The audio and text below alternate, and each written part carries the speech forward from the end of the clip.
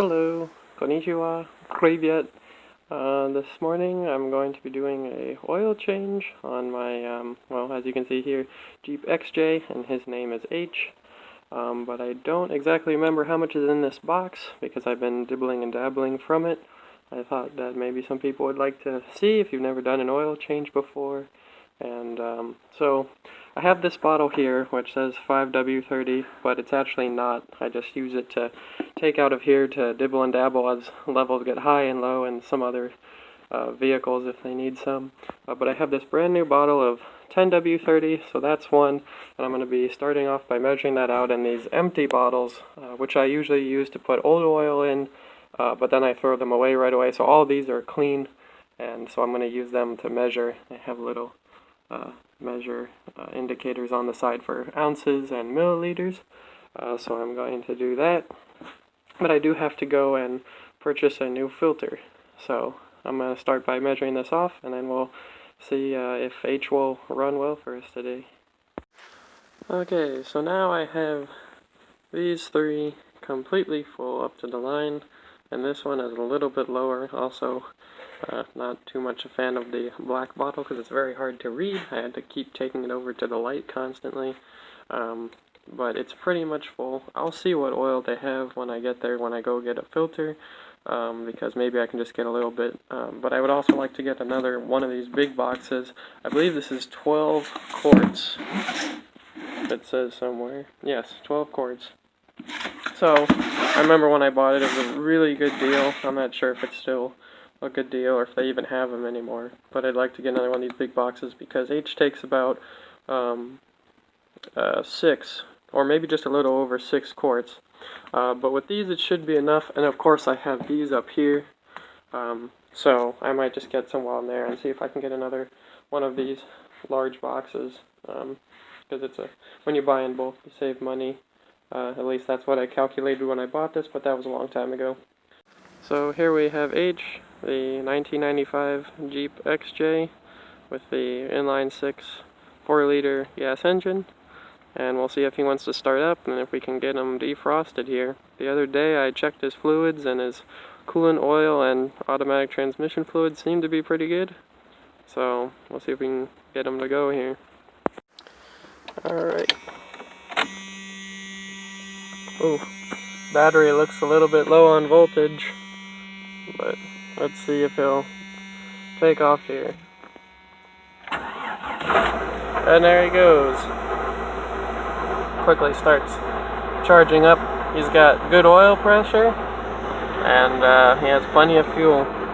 So we'll let him warm up here a little bit, maybe get him defrosted, and see how he does. Now, I've actually been hesitant to drive him recently because he kept dying on me, and I just put in the third CPS, that's crank position sensor, and I'll show it to you here in just a second.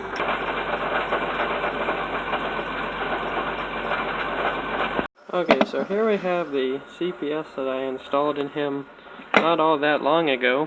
Actually, I have the original over in a box, but looks completely fine, right? Until you get down here where all the wires are melted. I really don't understand this because I mounted this clip in the factory position.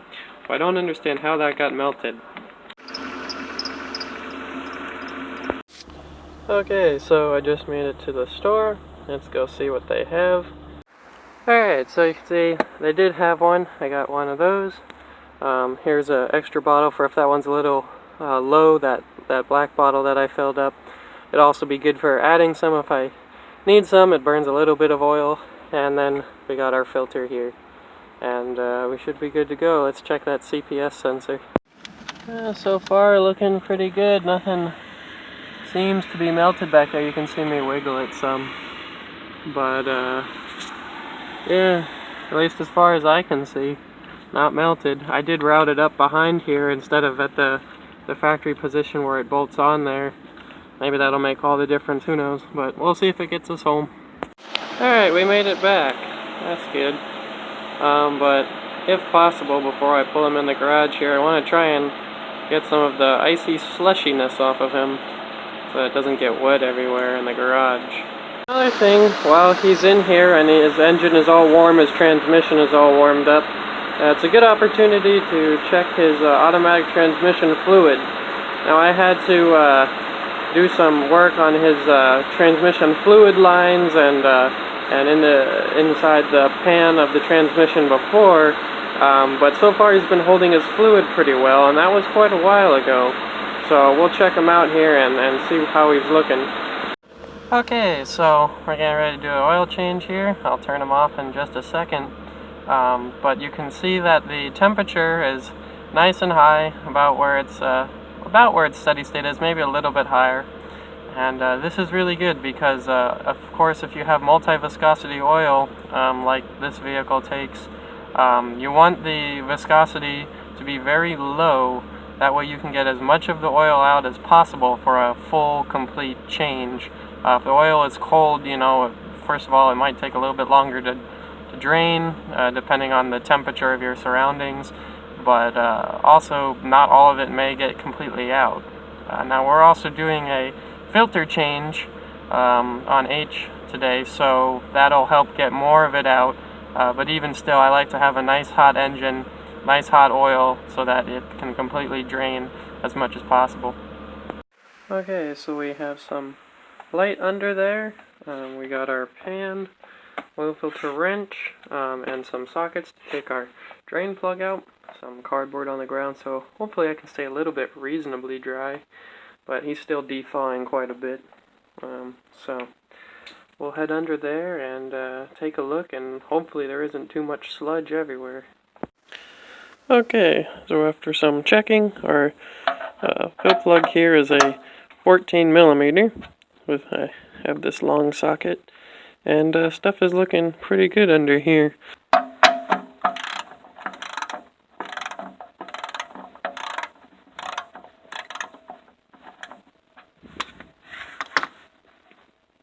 Alright, now we're pretty loose. So let's see if we can arrange the pan and try and get this in there without dropping the plug and hopefully without burning myself.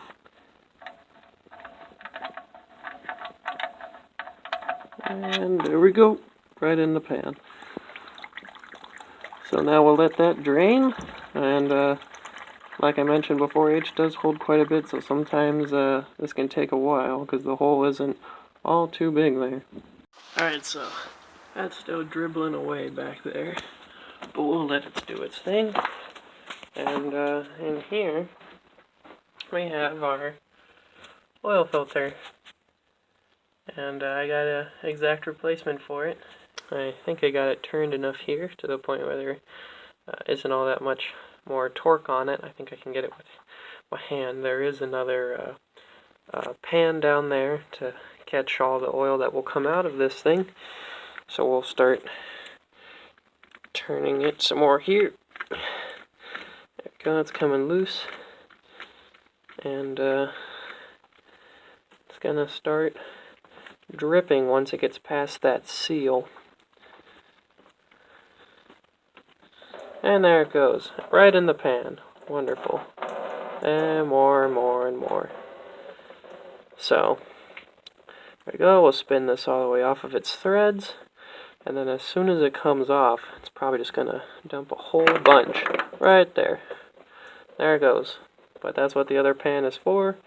And the cardboard to keep the garage floor from getting too slippery. So now we'll just pull this up out of here, let it drain, and we'll get our new one.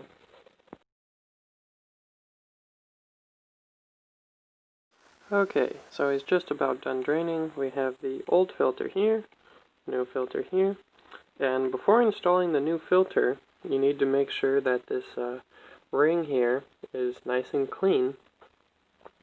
And once it's completely clean, which it should be out of the package anyway, you just put a little bit of oil on your finger, just like so, and run it around. And you can do this once or twice. And what this is going to do is it's going to ensure that you have a good seal to the port on your engine.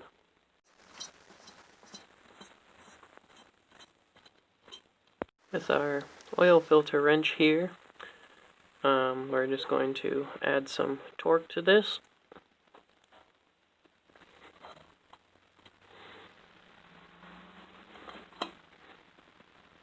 And we should be in business. Alright, so here's our oil from the drain plug. Here's whatever fell out of the oil filter.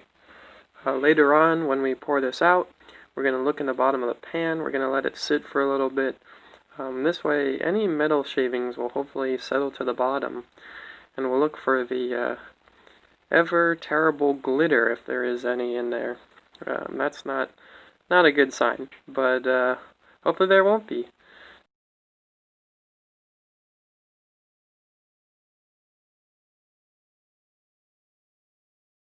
So now we'll start adding oil.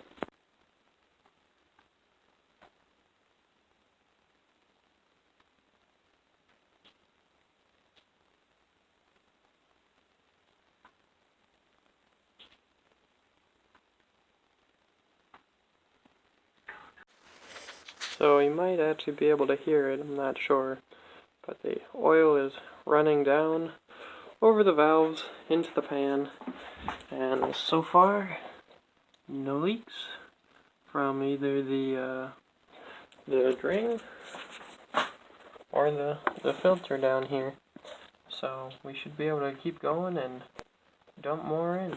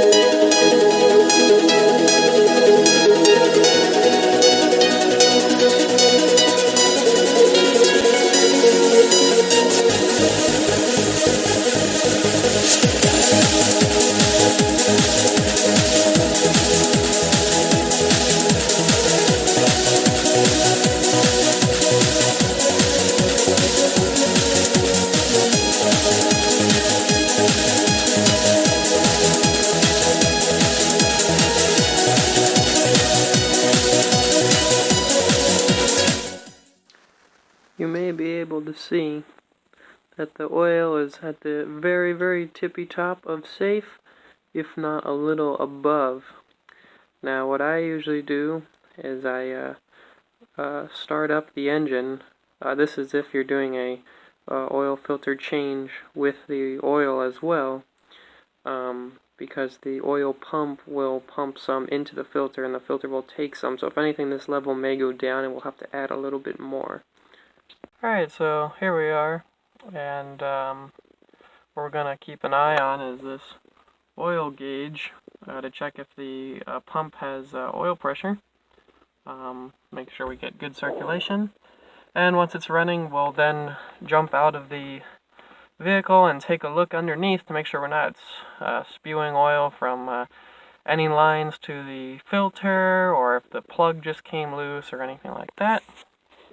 So I already have the key in the on position, so the fuel pump is giving plenty of fuel to the engine, and so we'll start it up here and watch our oil gauge. And if this does not go up, we have to turn it off immediately.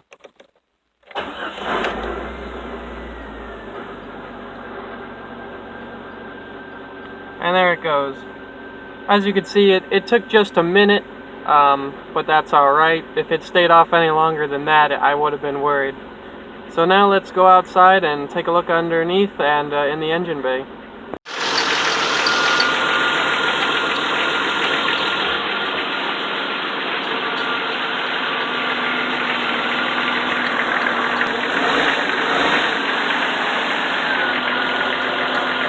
I checked it, it went down, so I put some more in, got it back where I wanted, and now we should be good for a test drive.